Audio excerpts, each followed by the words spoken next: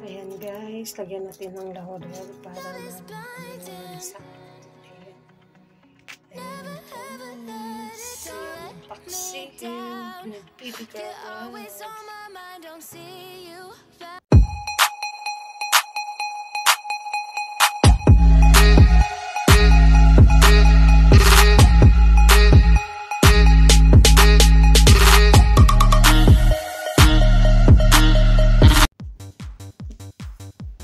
Hello guys, good afternoon. Today is Bisperas ng Pasko.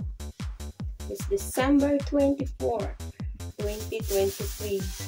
Galing ako ng palengke kasi how many days na ako lang dito mag-isa sa bahay. Mag-celebrate ako ng Christmas alone. Dahil wala silang amo dito. Nagpakasyon silang buong magpamilya. Ang naiwan si Ante. So guys, ayan guys, so may nabili akong isda. Nag-grocery na rin ako ng pang Noche Buena. Ayan. Tinisin ko muna yung isda guys. Wait.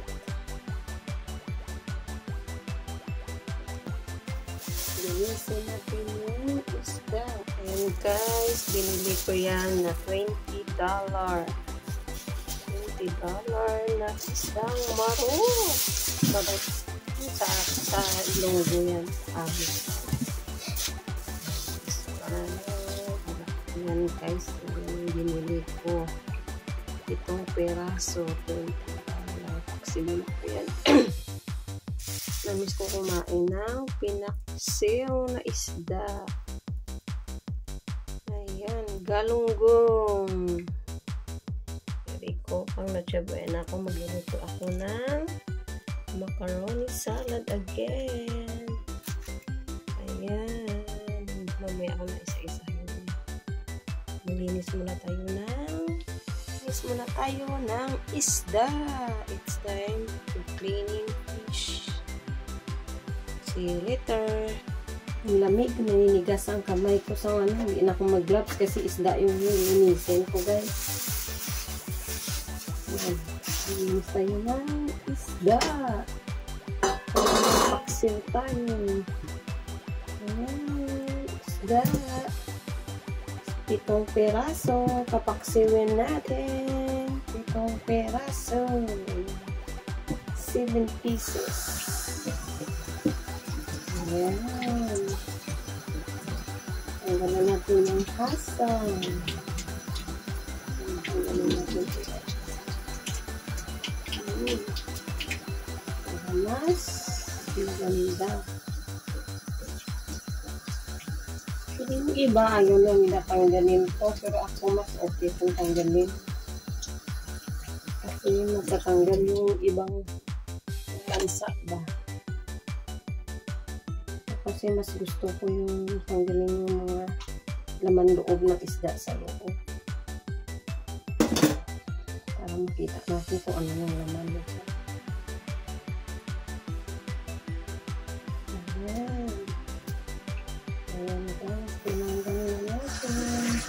Yan na, tingnan yung mga kamay ko, puro bandage yun guys, kasi ang dami kong sugat-sugat.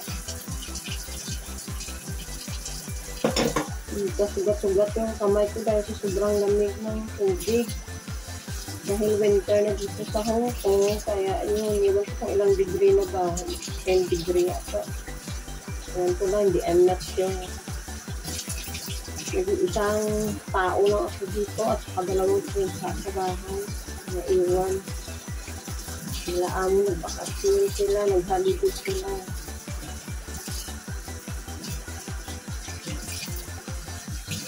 Holiday, naiwan si Kunyang.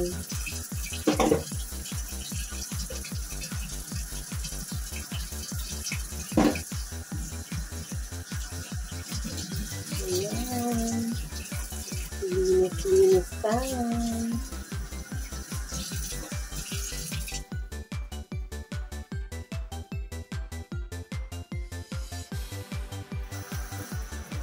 Lamig, hindi ko ano yung ito sobrang lamig. Maano sa kamay.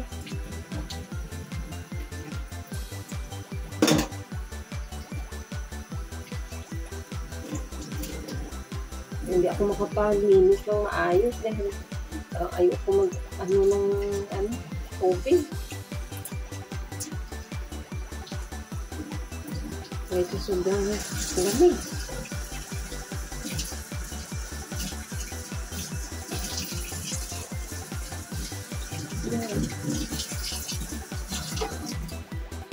Ako nakapagluto na ang aking halian.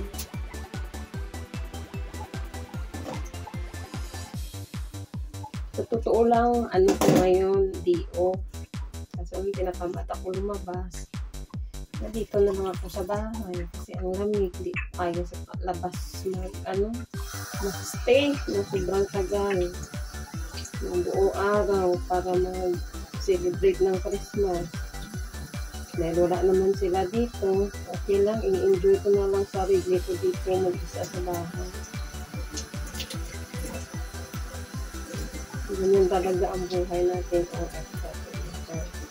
Kung makaka-relate lang dyan, mga kapwa ko, OFW. Sa mga iniiwan ng mga amo sa bahay. Pak ganun. Diba guys? Matasan ng loob lang yan. No choice tayo. Kaya dapat tanggapin.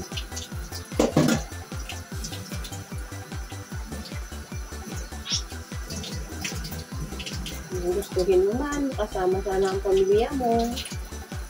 Sa araw ng Pasko. Laban na tayo mga OFW, mga kapwa ko mga OFW.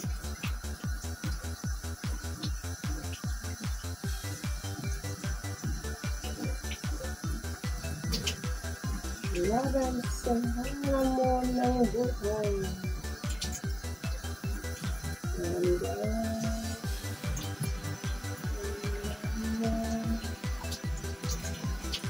Isang piraso naman ito, pero hatiin ko kasi para magkasya sa lutuan ko dyan. Sa kaldero ko na maliit na lutuan.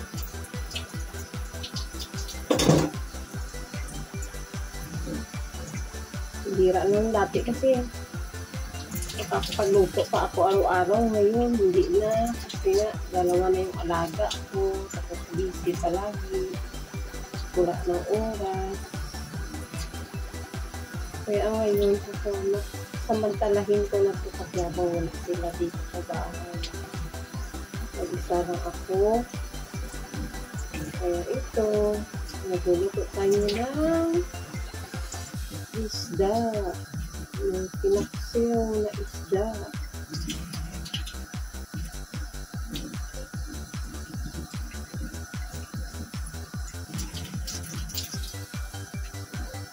Yung nakaraan ko dapat maglabas para bumili ng pagkain. Kasi binigyan naman ako ni amo ng pambili ng pagkain ko. Kaso lang, yung mama niya nagbigay sa akin ng daming pagkain, ang daming pang-ulam ba. Hindi tuloy ako nakalabas ng ilang days. 3 days, pang 4 days na yun. Ngayon na ako lumabas. Lang ako dito, nakastock sa bahay. Linis. Linis. Madaling araw, tulog, gising, kain, linis, tulog. Yan lang ginagawa ko guys. Pero hindi ko pa nalinis ang buong bahay.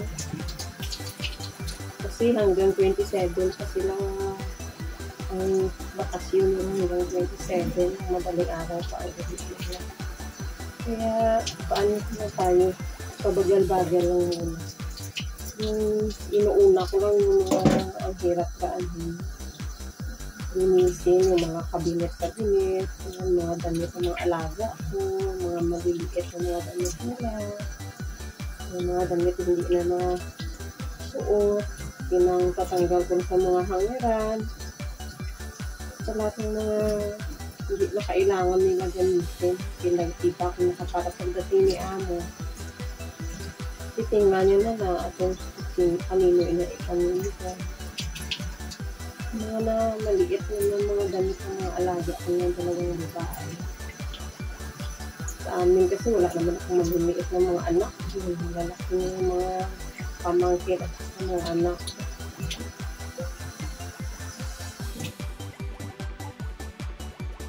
Ayan guys. Inis na sa pangginaan.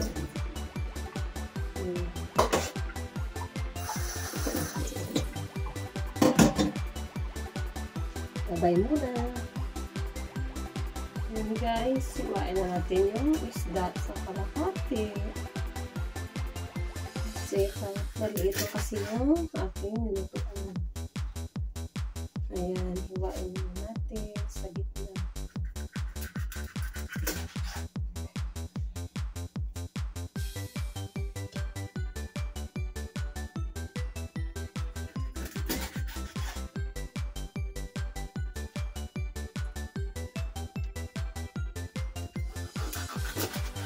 Para magkasya sa ating kasyerala, sa ating kaldero. Kasi ang kaldero ko maliit lang.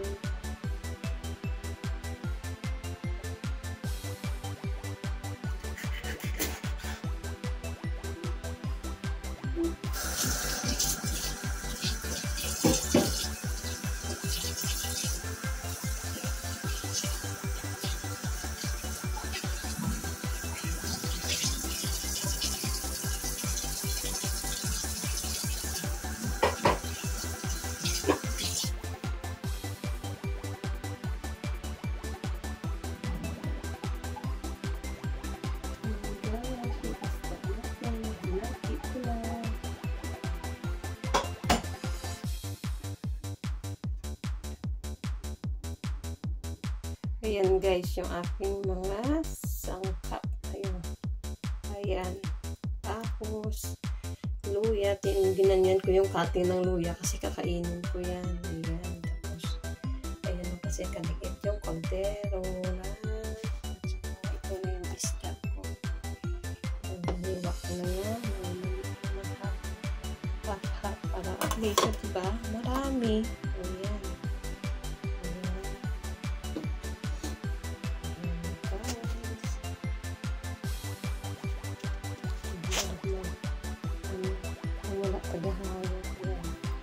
Yan ginagawa ko, half ilagay dyan sa baba ang mga sakot. Yan ginagawa ako pag nagluluto.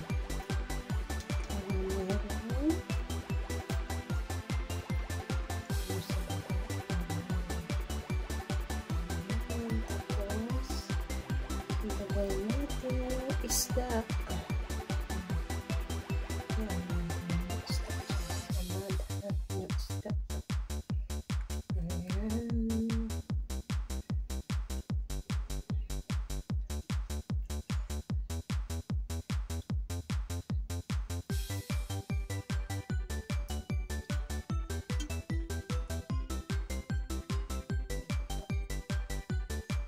Seven pieces, naging 14. Naging 14. Diba? Malaki na tipid. Pag hinati mo. Ayan. Lagay lang din natin hanggang sa malagay natin. Ito. Ayun. Ang kasya na. Ayan. Lagay natin ulit yung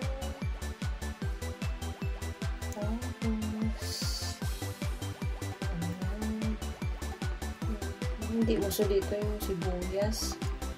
Mahal kasi yung sibuyas.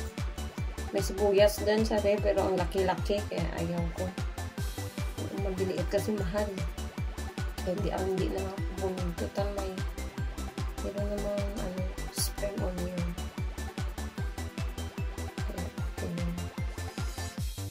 Ayan, lagyan natin ng spring onion. Gusto ko rin to yung spring onion sa gusto ko yung ganyan lang, lagay na sa dyan. Kaya para mamaya, pag naluto na yan sa lagyan ng sauce. Sarap yan, kinakain ko yan lahat. Walang ano yan. Lahat ng dyan nakalagay. Kinakain ko yan. Ayan guys, ang ating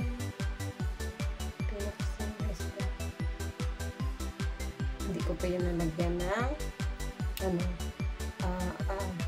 tawag ko, paminta at saka asin. Asin.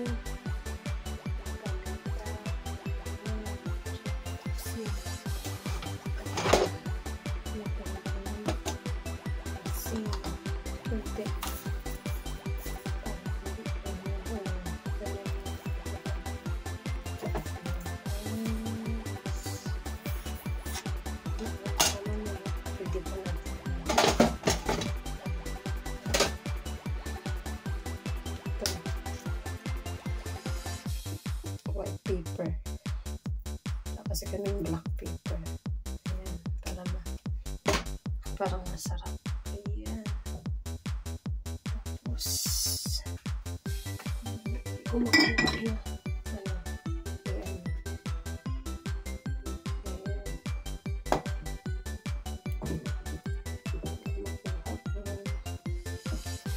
Tuyo.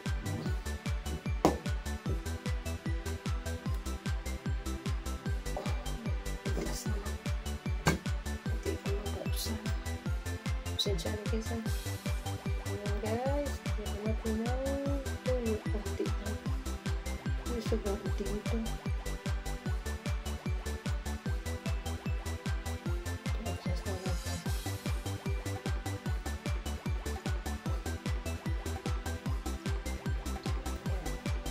Konti lang naman.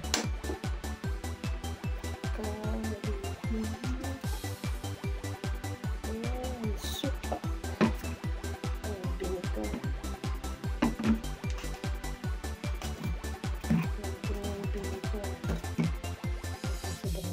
Kasi ang asim nito.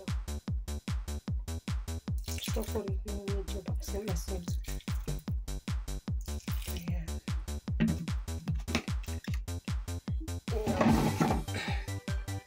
Saka lagyan natin ng konting oil. Ayan. Pero mamaya lagyan ko pa yan ng oil. Ayan guys.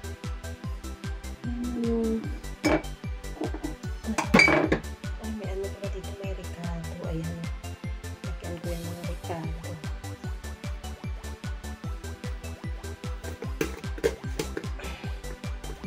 Laurin.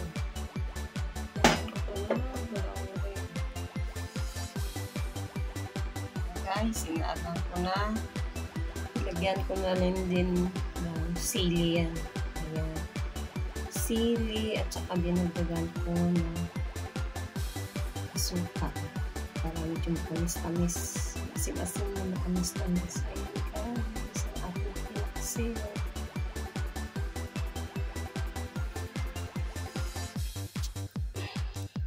Takpan natin.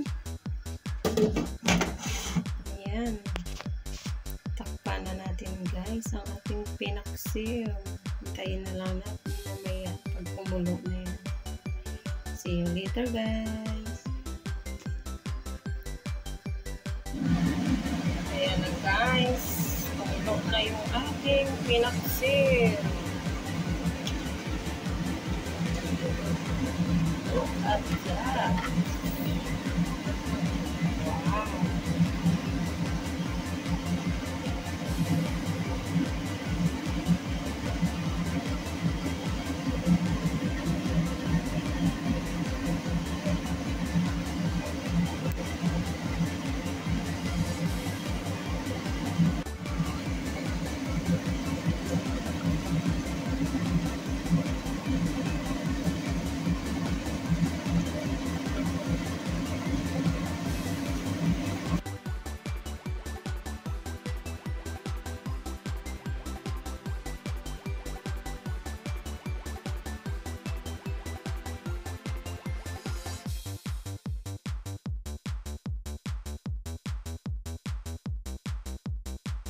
Ayan guys, yung pinang-grocery ko kanina.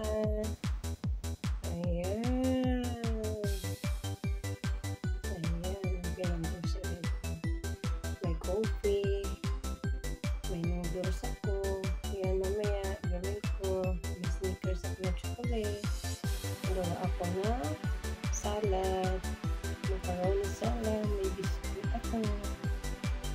chicheria, saka energy. Yung mga ang grocery ko kanina. Pero mabasa ko para may pagkain ko. Ayan guys, ang sarap. Ang noche buena ko mamaya. Ayan. Lagyan na natin sa ref.